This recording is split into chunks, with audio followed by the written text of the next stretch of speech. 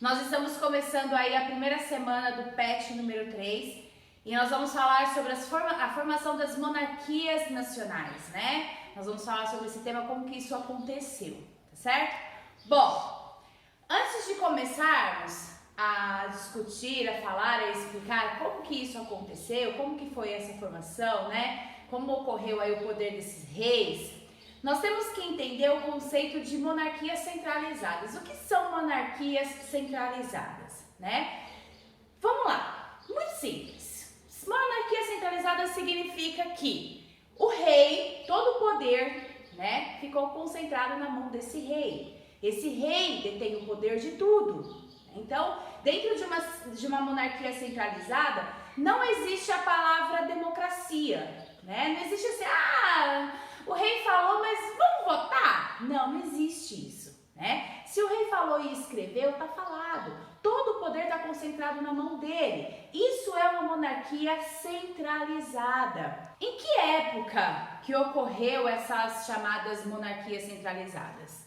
No período da Idade Média, lá no finalzinho da Idade Média, inicia-se aí a formação dessas monarquias nacionais, onde o poder ficou aí centralizado, concentrado na mão desses reis, tá?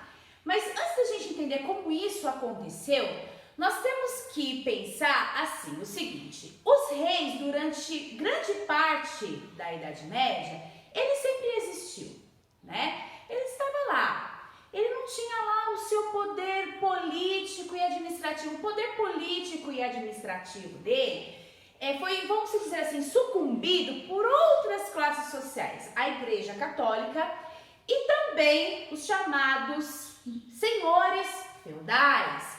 Isso por quê? Porque a nobreza feudal, ela possuía terras.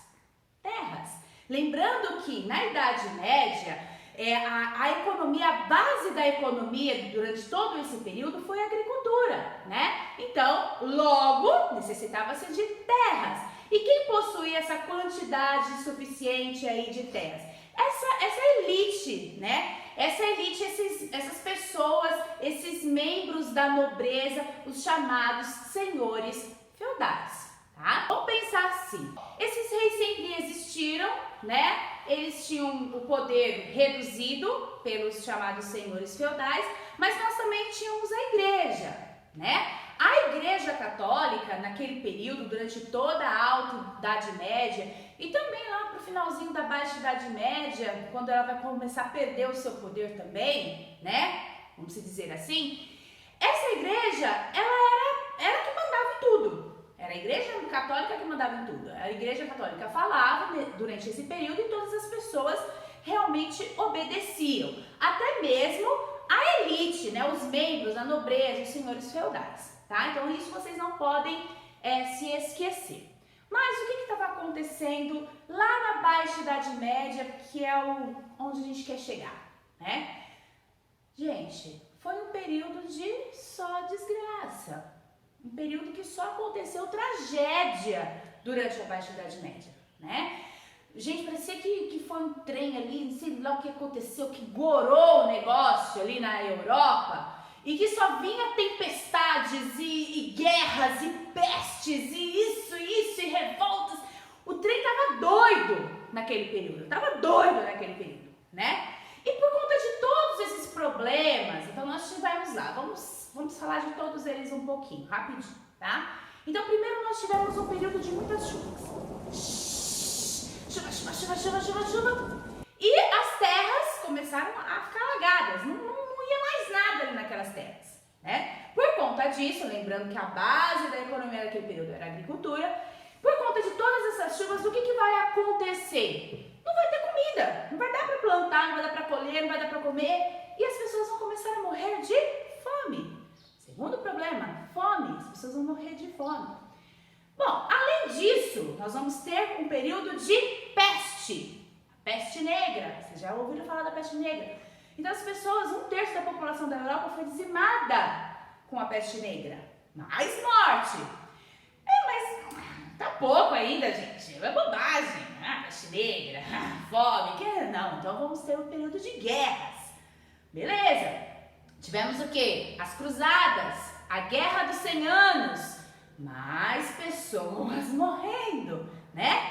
E para assim, a cereja do bolo, revoltas, as chamadas revoltas camponesas, que vai deixar os senhores feudais, né, a nobreza feudal com a corda no pescoço. Então nós só tivemos tudo isso, gente, durante lá o período da Baixa Idade Média, tá? Então por conta de todos esses problemas, tanto a Igreja Católica quanto os senhores feudais, eles vão começar a perder o seu poder, né?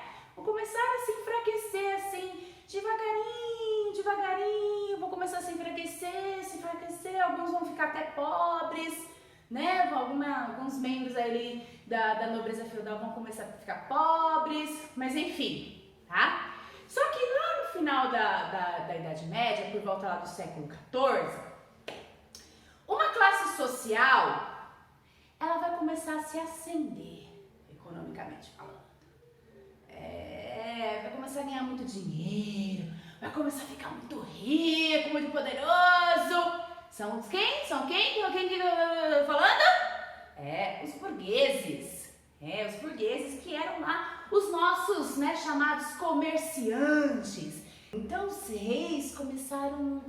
os reis que estavam assim, meio dormindinho, meio acordando, esperando a sua hora chegar, começaram a perceber um movimento, pensando, gente, é agora? Bom, a Igreja Católica já não tá mais lá bem das pernas, né? Com toda essa peste, o povo querendo a ajuda da igreja, a igreja não estava mais ajudando. E os membros da elite aí, os membros da elite social, esses senhores feudais aí, são meus amigos, eles são meus amigos, são meus companheiros, também sou nobre, né? Eu sou rei, eu sou nobre, eu dei melhor que eles, mas... Enfim, eles também são nobres, eles são meus amigos, mas eles estão passando por algumas dificuldades também, assim, entre eles, entre esses camponeses que estão se revoltando, os burgueses aí que estão se enriquecendo. Eu vou me aproveitar dessa situação para retomar o poder, né? Para voltar ao poder. Eu quero voltar a ter poder político e administrativo, nesse território.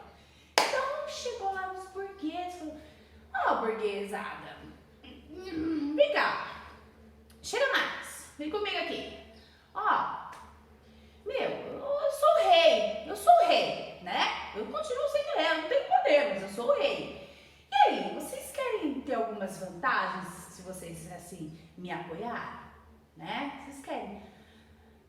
Mas você quer o que da gente? Eu preciso que vocês me paguem mais impostos, né? Eu preciso que vocês me paguem mais impostos, porque com esses impostos, gente, eu vou montar um exército. Eu vou montar um exército bem porreta mesmo. E aí eu vou dar algumas vantagens para vocês, né? Eu sei que a vida de vocês estão enriquecendo, mas eu sei que a vida de vocês não é fácil, né? Eu sei, assim, que vocês pagam vários impostos para vários senhores feudais, né? Porque o território não é um território unificado.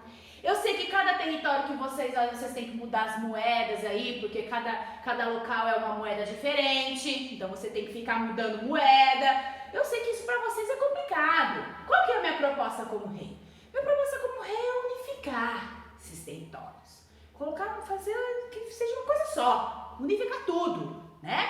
E também padronizar essas moedas e esses impostos. Não vai facilitar para vocês, burguesada? Não vai?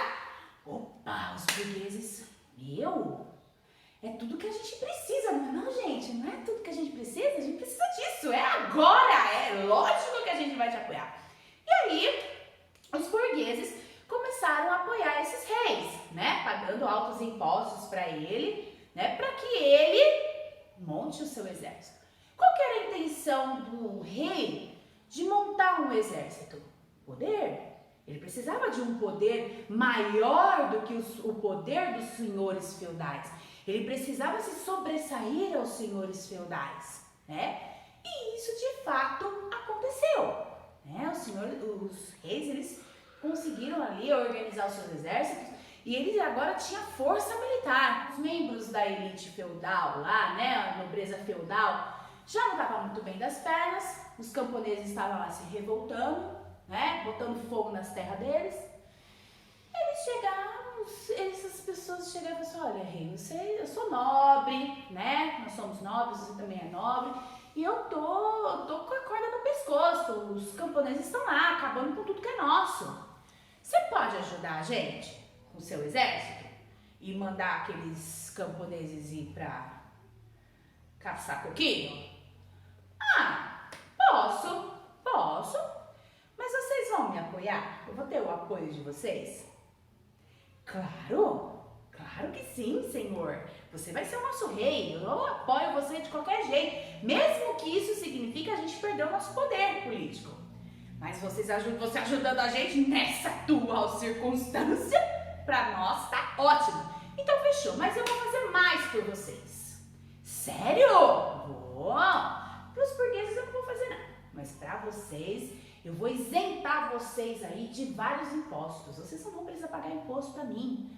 Ah, fechou. Então o rei, junto lá com a nobreza, né? Com a nobreza feudal e a burguesia, conseguiu recuperar a sua posição. Então, pessoal, né? Começa aí a formação dessas monarquias nacionais, tá? Não seria possível se não tivesse o apoio tanto da burguesia quanto da nobreza feudal, certo? Claro que a nobreza feudal com muito mais vantagens do que a burguesia, tá certo? Bom, esse processo aí de formação das monarquias nacionais não foi um processo assim, super tranquilo, tudo de boa. Não, muito pelo contrário, tá? Esse processo teve aí muitas guerras e uma delas é a Guerra dos 100 Anos, que eu vou falar para vocês agora mesmo.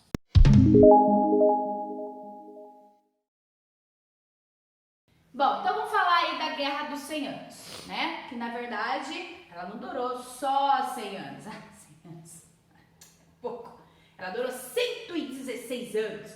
Ela começou lá no século XIV, né? E foi só terminar no século XV. Uma curiosidade, quando a Guerra dos 100 Anos acabou, o período da Idade Média também se encerrou, né? Então, é uma coisa pra vocês, carinho. Enfim, vamos lá. Bom, motivos aí, né? Quem começou essa guerra? Quem começou? Tem que ter sempre alguém que começa a guerra. Para uma guerra acontecer, tem que ter sempre alguém, né? Tem que ter sempre aquela pessoa. Então, quem foi que começou essa guerra? Inglaterra. Inglaterra contra quem? Contra a França.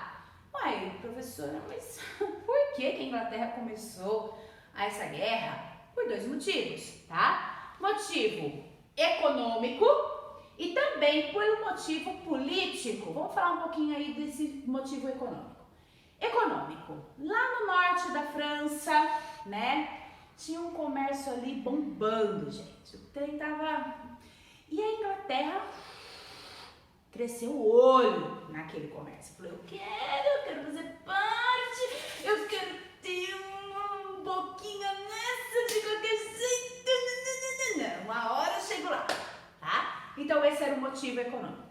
Já o motivo político, que poderia fazer com que, né, a Inglaterra se apossasse do motivo econômico, foi a questão que o rei da Inglaterra queria, de qualquer jeito, governar a França. Só que ele, Eduardo III, ele podia governar a França. Você acredita nisso? Sim, por quê? Porque ele era neto do rei da França. Eu não podia, porque eu não tinha sangue francês correndo nas minhas veias, mas ele tinha sangue francês, então ele podia um dia sonhar em governar a França. E, gente, estava chegando perto disso acontecer. Por quê? Porque o rei da França, ele morreu. E os 3 filhos dele também morreram. Então, Eduardo III, ele já estava se preparando para ser rei, né? Já estava se organizando lá, já tinha até separado lá seu traje para, né, pro dia da coroação, já deu um tapa no visu, enfim, até que os franceses chegaram no Eduardo e falaram, Eduardo, chega aí, olha, infelizmente você não vai poder ser rei da França, não vai poder ser. Mas como assim não vou poder ser rei da França? Que história é essa que eu não vou poder ser rei da França? Então, Eduardo, acontece o seguinte, a gente tem uma lei aqui na França, ela não é escrita não, não tá escrita não, não adianta você ficar procurando, porque você não vai achar essa lei.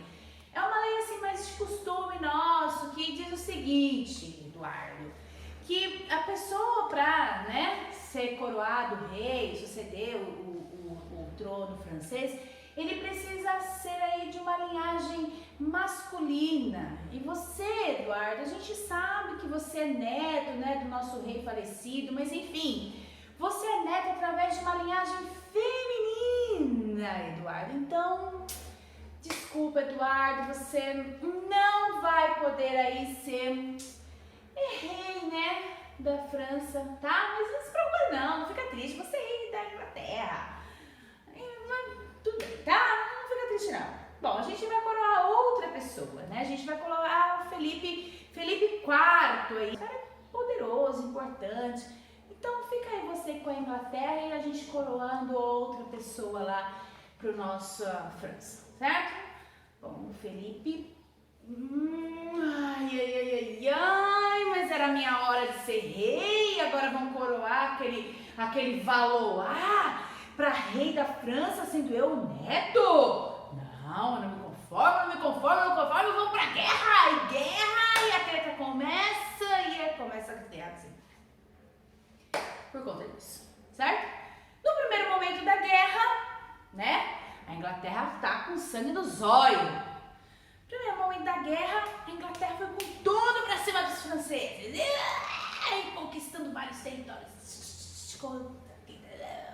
Muitos territórios a Inglaterra conseguiu conquistar, né? Até que Felipe IV falou assim, o Eduardo, meu, ó, vem cá, fica aí com esses territórios, né? Eu nem gosto tanto deles assim, fica aí com esses territórios, mas, meu, já assume logo que eu sou o rei da França, me assume como rei e a gente acaba com essa guerra, né?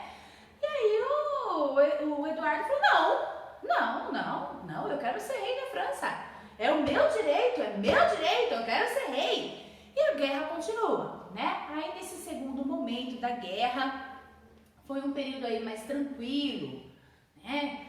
Tanto a França quanto a Inglaterra, elas estavam tendo problemas internos.